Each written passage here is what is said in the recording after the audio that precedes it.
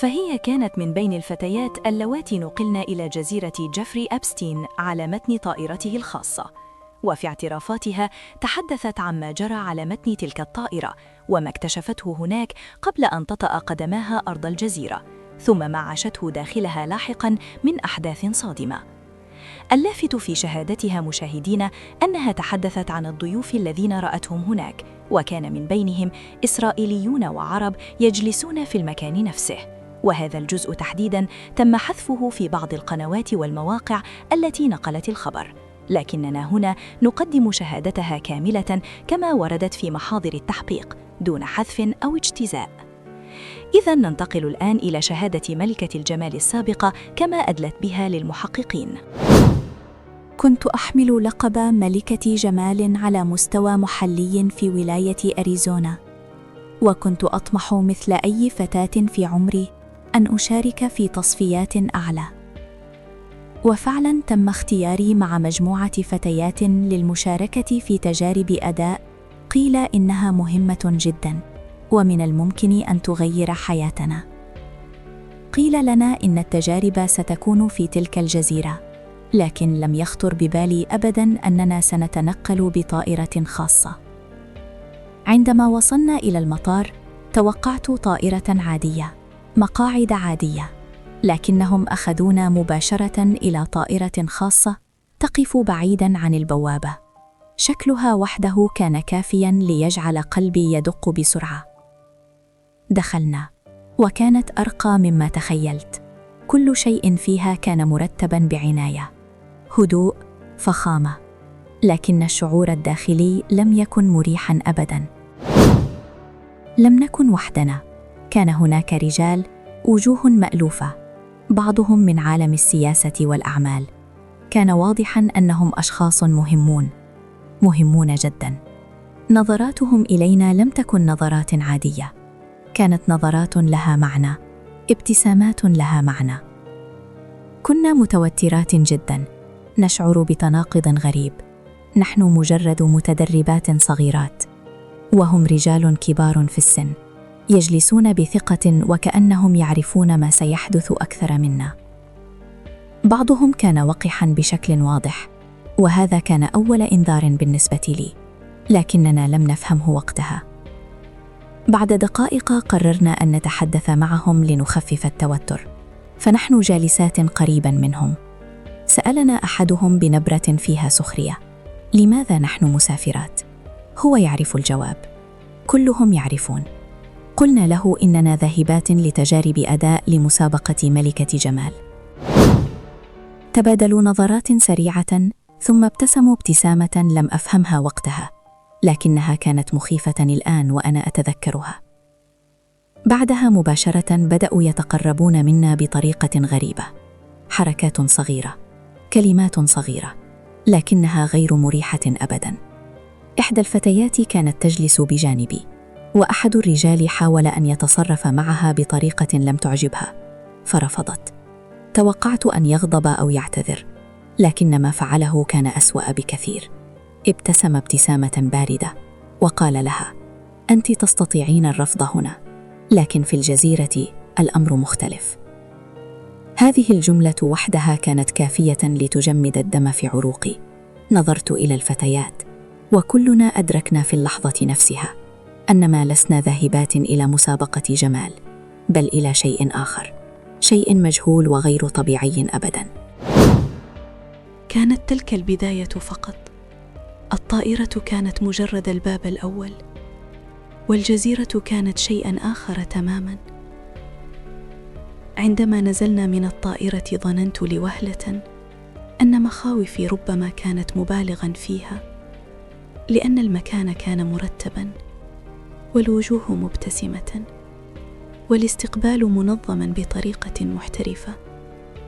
فندق فاخر، غرف واسعة، عطور في كل ممر، كل شيء كان يوحي بالراحة والأمان. للحظة صدقنا المشهد، صدقنا أننا هنا فعلا من أجل مسابقة، لكن ذلك الهدوء للأسف لم يكن سوى ستار. ستار ناعم يختبئ خلفه شيء أسود لا يمكن تخيله. في صباح اليوم التالي جاء الاتصال الأول: غرفة رقم كذا، الطابق كذا، الموعد الأول لتجارب الأداء. دخلنا متحمسات ومتوجسات في الوقت نفسه. لم نكن نعرف ماذا ينتظرنا، لكننا كنا ما زلنا نقنع أنفسنا أننا في مسابقة. وصلنا إلى الطابق المخصص للاختبار، وهناك كانت موظفة في استقبالنا. قالت بصوت رسمي جدا وكأنها تقرأ نصا مكتوبا مسبقا: التجربة الأولى تتطلب الوقوف كما جئتم إلى هذه الحياة، بلا أي شيء، بلا ملابس. قالتها هكذا دون شرح، دون مقدمات. تجمدت ملامحنا. لم نفهم إن كان هذا جزءا من اختبار جسدي أو تصوير أو أي شيء منطقي، لكن الموظفة لم تكن تمزح، ولم تترك لنا حتى فرصة لسؤال واحد. قالت إن هذا شرط أساسي، وكل من ترفض تستطيع المغادرة الآن إلى المطار، لكن على مسؤوليتها. كانت جملة غريبة. لماذا على مسؤوليتنا؟ لماذا المطار؟ لماذا هذا الأسلوب؟ تبادلنا نظرات الذعر، لكن الحقيقة أننا كنا محاصرات بطريقة غير مباشرة. نحن على الجزيرة، لا نعرف أحدا، ولا نملك جرأة الهروب. وطريقة كلامها كانت بلا مشاعر، وكأن هناك قواعد لا يمكن حتى السؤال عنها. كل شيء في نبرة صوتها كان يقول: لا مجال للنقاش. دخلنا الغرفة المخصصة للاختبار، وهناك بدأت خيوط الحقيقة تظهر. الغرفة لم تكن تشبه أي مكان لتجارب الأداء رأيته في حياتي. لا معدات تصوير، لا أوراق تقييم، ولا حتى امرأة واحدة في المكان. بدلاً من ذلك، كانت هناك طاولة طويلة يجلس خلفها رجال فقط، رجال من النوع الذي تعرف فوراً أنه مهم. بدلات فاخرة، أعمار متفاوتة، وبعضهم رأيته بالأمس على متن الطائرة. المشهد كان غريباً جداً، لا علاقة له بأي تقييم مهني. كل شيء في الغرفة كان مصمماً ليجعلنا نشعر أننا مراقبات، لا متسابقات. نظراتهم إلينا لم تكن نظرات تحكيم، بل نظرات فحص. لم نكن بحاجة إلى ذكاء كبير لنفهم ذلك. دخلت الغرفة وقلبي يكاد يسقط من صدري. الإضاءة كانت خافتة، لكنها كافية لأرى أعينهم وهي تتحرك من رأسي حتى أطراف قدمي. أعين لا تشبه أعين لجنة تحكيم، بل أعين تقيم شيئاً آخر. وقفت حيث أمروني. شعرت وكأن جسدي يتجمد، وكأنني شخص آخر يقف مكاني. بدأوا بأسئلة غريبة لا علاقة لها بأي اختبار مهني، أسئلة شخصية مهينة بلا معنى. في تلك اللحظة فقط فهمت لماذا كانوا يبتسمون في الطائرة. فهمت نظراتهم، أسئلتهم، تصرفاتهم. فهمت أن كل هذا لم يكن رحلة ملكات جمال، بل رحلة لشيء آخر، شيء منظم ومدروس ومغلف بالفخامة والابتسامات. ومنذ ذلك اليوم لم يعد شيء يبدو عادياً. كنا ندخل مرحلة جديدة، مرحلة مظلمة لا أحد يخرج منها كما دخل. بعد تجربة الأداء المهينة لم يكد يمر الوقت حتى تلقينا دعوة لحفلة خاصة في أحد قصور الجزيرة. كان واضحاً أن الأمر ليس اختيارياً. ذهبنا ونحن نحاول التماسك. القصر الذي دخلناه كان شيئاً آخر تماماً، فخامة مبالغ فيها، ثريات كأنها سحب من ذهب، وأرضيات تلمع بشكل غير طبيعي. لكن خلف كل هذا الجمال كنت أشعر بأن هناك شيئاً يتحرك تحت السطح، شيئاً مظلماً. ما إن دخلنا حتى رأيت الوجوه نفسها، رجال الأعمال الذين كانوا على الطائرة، أولئك الذين جلسوا خلف طاولة التحكيم. شخصيات مألوفة كنت أراهم على شاشات التلفاز، لكن هنا كانوا أشخاصاً آخرين تماماً. كنت أرى الهمسات، الاتفاقات الخفية، شخص يلمح لآخر، آخر يشير برأسه باتجاه فتاة معي. ومرة بعد مرة كنت أشعر وكأن كرامتي تسحب من صدري دون أن أستطيع منع ذلك. اقترب مني أحدهم، رجل ذو نفوذ واضح، وهمس لي بكلمات لا تزال ترن في أذني. حذرني من الرفض، موضحاً أنني الآن في عالم تحكمه قواعد أخرى، وأن طاعتي هي السبيل الوحيد لأعامل كإنسانة. قالها بلا تهديد مباشر، لكن طريقته كانت أسوأ من أي تهديد. بعد دقائق أشار إلي بيده كما لو أنني شيء يجب أن يتحرك بأمره، وقال: ستذهبين الآن مع صديق لي، إنه ينتظر. لم يسألني، لم يخيرني، كان الأمر مفروضاً، وأنا لم أكن أملك أن أقول لا. أخذوني إلى جزء جانبي من القصر، ممر طويل معزول، لا أحد هناك سوى صديقه الذي ينتظرني. تفاصيل ما حدث بعد ذلك ليست سهلة على الكلام، لكن ما أعرفه أنني فقدت في تلك اللحظات آخر ما تبقى من شعوري بأنني إنسانة لها قرار. خرجت من تلك الغرفة وأنا لست الشخص الذي دخل إليها. خرجت أحاول أن أتنفس، لكن الهواء نفسه كان يرفض دخولي. بعد تلك الليلة فهمت أن هذه ليست جزيرة، هذه منظومة، شبكة كاملة من السيطرة. كل شيء فيها محسوب، من يراك، من يقترب منك، من يختارك، ومتى يسمح لك بالتحرك. كنت بعيدة عن أهلي وعن عالمي الحقيقي، محاطة بوحوش ترتدي بدلات فاخرة. تعلمت بسرعة أن النجاة لا تعني القوة، النجاة تعني أن تتقن دورك. بدأت أرتدي قناعاً يومياً، أضحك حين يجب أن أضحك، أتحدث حين يجب أن أتحدث، أبدو متقبلة، مطيعة، جزءاً من الجو، لكن داخلي كان ينهار كل يوم بصمت. الأيام التالية لم تكن حياة، كانت بقاء. كنت أحاول فقط ألا ألفت الانتباه، ألا أغضب أحداً، وكنت أرى كيف يتحول المكان شيئاً فشيئاً إلى سجن بلا جدران. الشيء الذي لم أكن أتوقعه أبداً هو أن بعض الفعاليات التي نراها جميعاً على التلفاز، تلك التي تبدو رسمية ومحترمة جداً، كانت في الحقيقة جزءاً من لعبة أكبر بكثير. المسابقات، الاحتفالات، اختبارات الأداء، كلها كانت تقدم للعالم على أنها برامج ارتقاء وفرص وطموح، لكن خلف الكواليس كانت شيئاً مختلفاً تماماً. مع الوقت بدأت ألاحظ شيئاً مرعباً. كل تلك الفعاليات الرسمية بما فيها مسابقات الجمال كانت تستخدم كغطاء. كانوا يجلبون الفتيات الموهوبات أو الطامحات من مختلف الولايات ويقدمون لهن عروضاً مغرية جداً، ثم يتم توجيههن بطريقة معينة نحو أشخاص معينين. على الورق كل شيء يبدو مهنياً، لكن على الأرض الغاية كانت مختلفة تماماً.